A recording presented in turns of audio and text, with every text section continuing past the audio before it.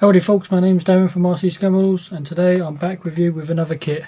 This one's from Great Wall Hobby. It's 1/48 scale. It's their TBD-1 Devastator.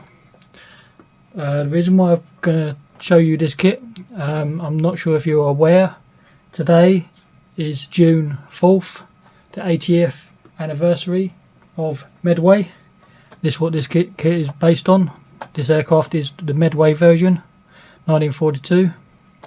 It was that battle that the Navy gave this aircraft its name, that it was the worst aircraft they ever had. However, on its defence, the aircraft was 4 years old by the time the conflict come around. It was made back in 1945. It entered service in 1947, so therefore it was obsolete by the conflict come round.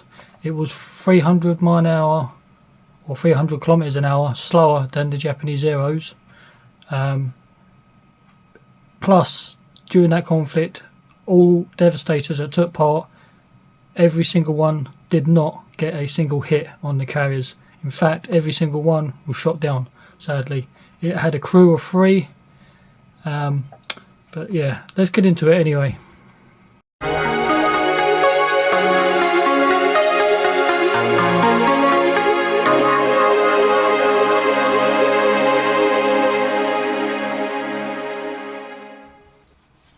Okay, we switched to cameras. Top opening box from Great Wall Hobby, pretty standard stuff. This is 1/48 scale. It is the kit L4807. As I say, this is the Midway version. There are another version out there, and it's for Wake Island. And the aircraft was used in Wake Island as a level bomber. Some CAD work of what stuff you get in here. Torpedo. This is what this one carried. Again, it was a Mark 13 torpedo. Again, they gave it a bad reputation as well because it was unreliable torpedo. It didn't really work that well. I say you get a nice box art. Sometimes with Great Wall Hobbies you do get a print, but this one doesn't. The two options that took part in Midway, this one here and this one here. This one here with John C. Walder. I will talk about him in a minute.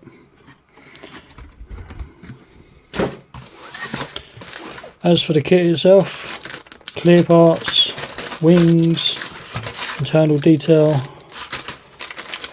the torpedo section, there's a lot of slide moulded on this, the engine detail, wheels, propeller, fuselage half. It's not a very big aircraft. Markings, engine cowling.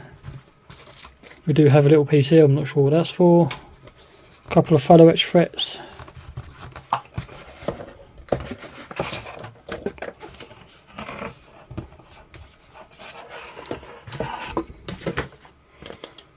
So a couple of fellow etch which is nicely done.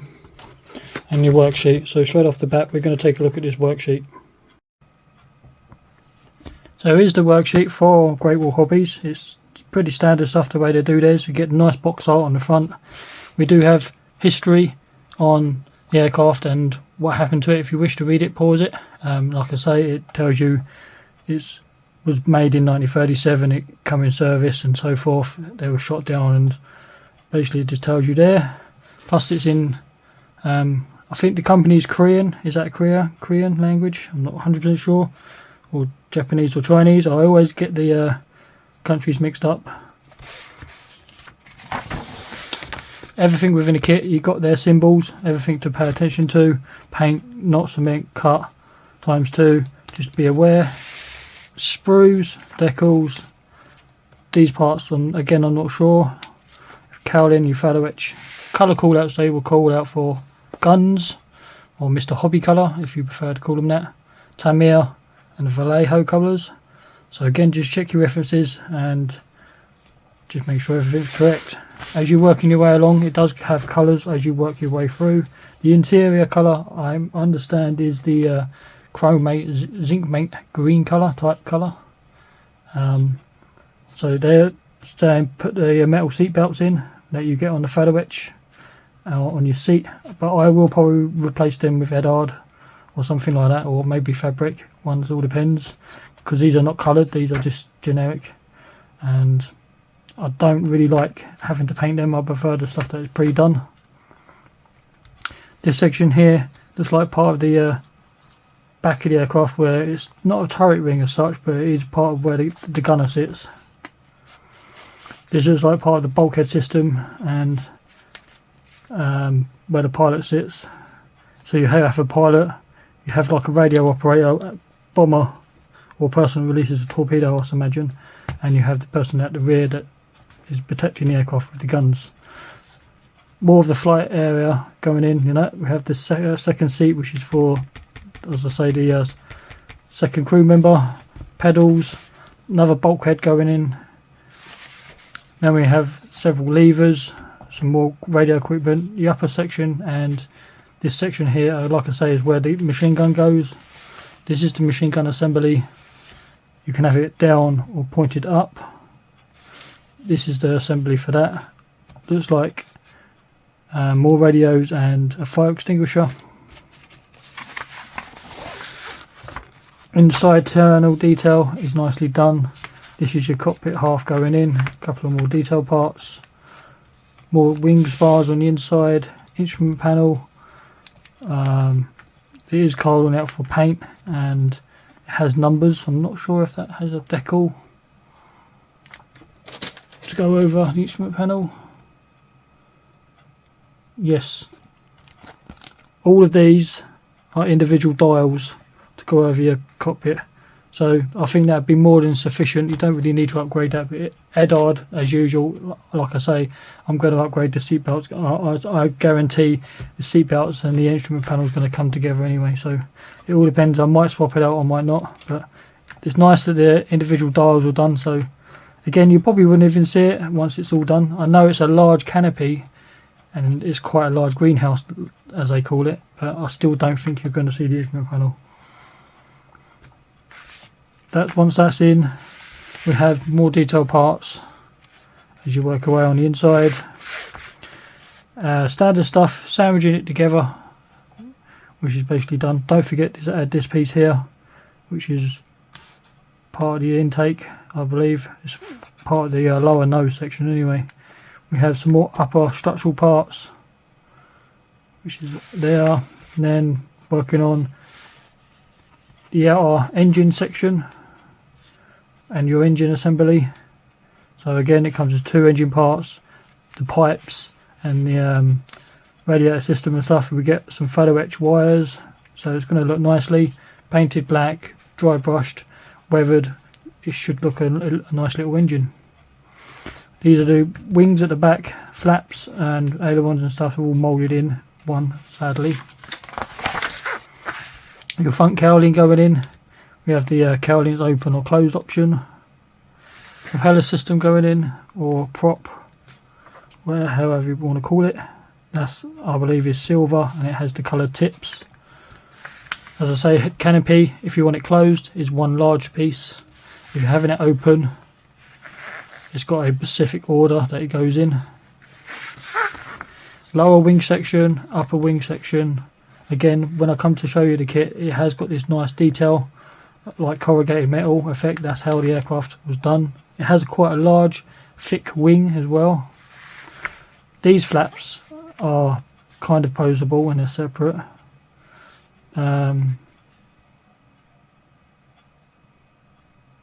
We have some front nose part, which is optional, having them open or closed for some reason. I don't know why, I don't know what that's for, but you do get the option of this front part being open or closed. Landing gear is quite a wide aircraft for its landing gear, so it's normal legs and two-piece wheels. We have the left and right side, and there are some slight differences. I cannot see them. What is the difference? I think there is a slight assembly in parts, because you can have the landing gear up or down, and if the landing gear is down and it protrudes at the lower section of the aircraft, look here, it sticks out slightly. That was a feature designed for the aircraft, so if they ever needed to do a belly landing, they drop all their ordnance if they haven't already dropped them. Being the wheel slightly sticks out, it takes some of the impact if they have to do a crash landing. We had the gun sight going in, aerials, pitot tubes. We do have this section here is for the folded wing option. This is the wing option open, which is 2 halves and the flaps. If you're having it closed, that's what those 2 small parts are. This is mechanism for the wing fold. Now I know what that's for. So you get the option, that's a nice touch. So you can display it on an aircraft deck or something. Again, here is the torpedo. It is the Mark 13. Again, it was unreliable. It was used on other aircraft. It had direct hits but failed to detonate. We do have 2 options of the torpedo with this box at the back. I'm 100% sure, don't know what the box is for. This section here is the paint scheme. It's the navy light blue grey colour with the whitish grey colour underside. Standard markings with the white star with the blue background. Black propeller system and your coloured tips. The other aircraft again is the same colour scheme, but this one was John C. Walder. John C. Walder was the flight leader on the day of Midway of all of the aircraft that took part. Like I mentioned, sadly every single one was shot down and it didn't reach its target. So we have a couple of parts of feather witch. It does have a plastic film over it to protect it. I'm not going to bother taking these out, I'm just going to leave them in there as they are. Nicely done. This is part of the bulkhead system. These are ammunition or bullets. Nicely done. This section here is for your engine supports, your seat belts. I don't like these ones anyway. I prefer the coloured stuff. It's nice they give you that. Marking options are just standard. There's only two schemes, and they're the ones from Midway. They are quite flat. The carrier film is right up close. Should be no problem. These letters are one big block. Individual dials I mentioned before for your instrument panel, which is a nice touch. These black ways are the walkways on the side of the aircraft. I normally paint these on anyway. And you do have your wingtips if you do wish to put them on if you're not going to paint them. I'll probably try and paint these. And these parts are for the propeller system.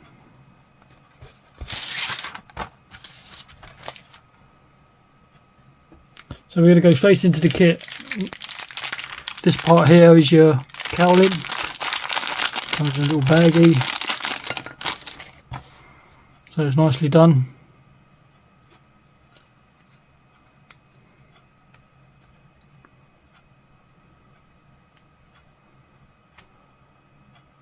Nice detail.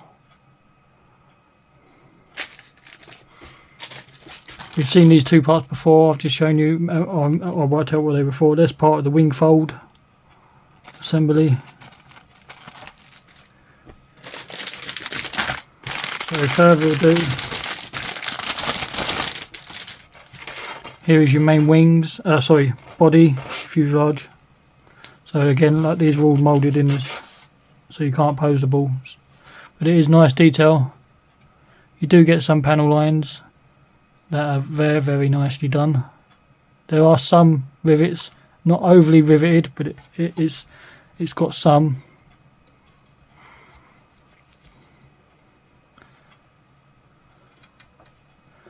We have bombs, which, like I mentioned before, it basically is the same kit for Wake Island version. So you can make the Wake Island version out of this kit if you can't get all of that version. Detail on the inside is nicely done. There are a couple of ejector pins in places, but I don't think they're going to be visible. On the ends are your landing gear sections.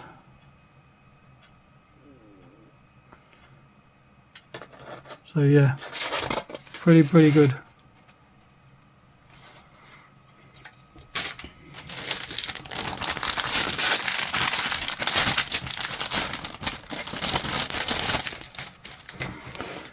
This sprue here is your torpedoes, that's slide moulded. Your wheels, your propeller system, your engine detail parts, your 2 cowlings. These are flaps or internal parts, or I can't remember. Again, here are your machine guns, and I don't know how well you can see that, but they're slide moulded as well at the ends, so nicely done. Some more landing gear. There's your instrument panel. We have got individual dials, I did show you that, and some dials for your radio equipment, so I think that's going to be more than sufficient. It will look pretty good. Your rest of hook detail parts. Yeah, that is very nicely done. There is no flash that I can see. There's a slight burring on the outside of the sprue, but most of the parts are pretty clean. Your two seats.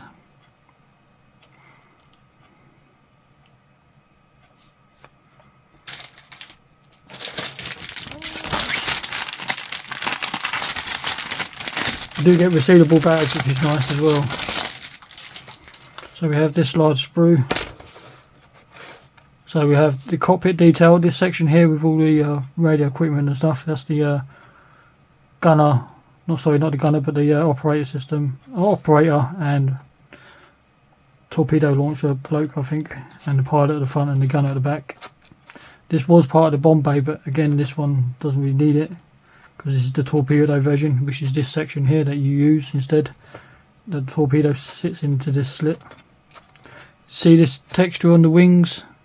It's like that corrugated effect. It has it all over. It is raised, and that's how it was on the real aircraft. So when it comes to do the decals on the main wing itself, which I'll show you in a second, you're going to need a strong solution to get it bed down. These are for your wing fold. This is the upper section, so your gunner sits here, your radio operator sits here, and the pilot in front of him. More supports, pitot tubes, bulkheads, very nicely done with wires.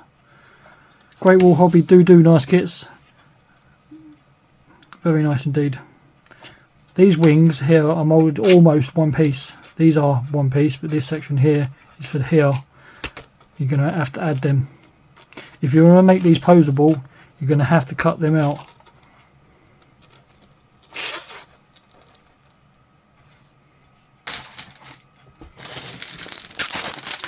Last of the main sprues, and then there's clear parts. Here's the end of the bag.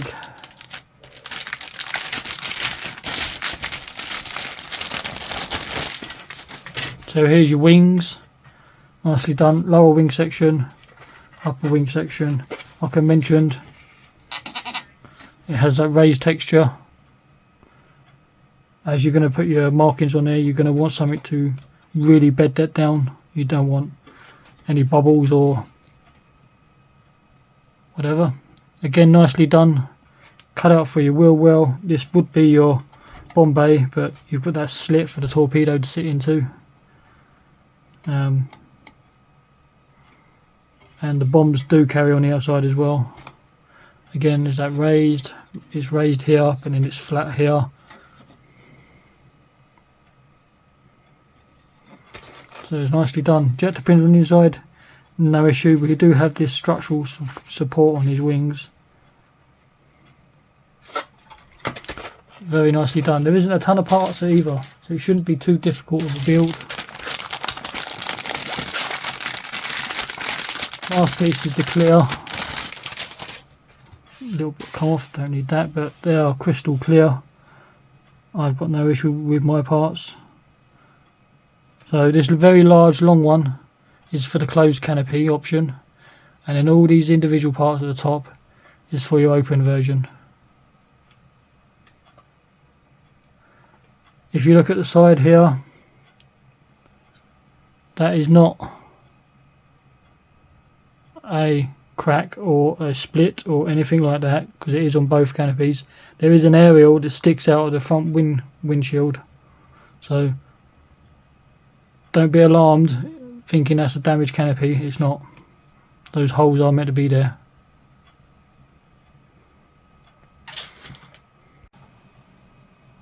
So there you are, my friends, another kit from Great Wall Hobby. It's the TBD-1. Like, comment, subscribe, and I'll catch you next time.